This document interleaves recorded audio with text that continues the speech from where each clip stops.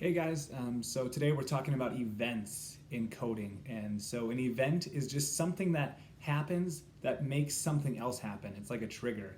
Um, Computers and iPads and phones, we've talked about are really powerful, but they can't do anything without you. You need to create an event to make them do their very powerful thing. And so, if you just sat a computer on the table, it wouldn't be doing anything until you push the start button. When you push the power button, that's the event that it knows, okay, now I know to turn on.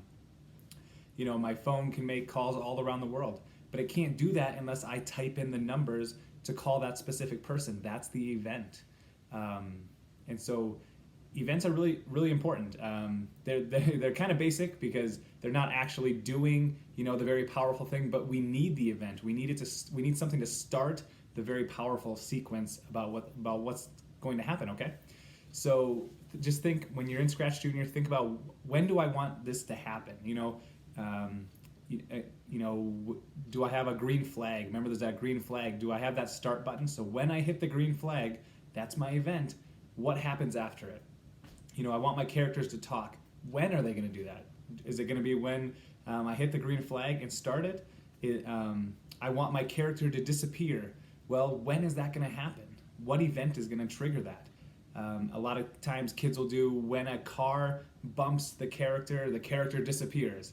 And so that's the event. When the car and person touch, then the person disappears.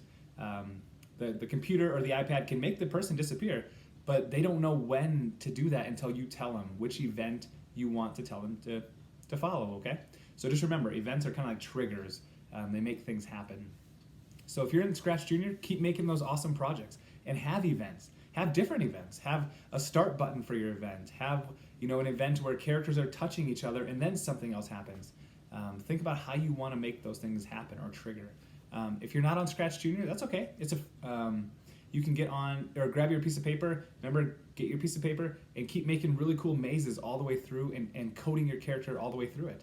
And maybe think about an event. When do you want your character to move through? Is it when you move in with your hand? Does something else happen? You can be creative, but you're still coding, right? You're still telling your character how to get through the maze, and you're making your scientist brain really strong, okay?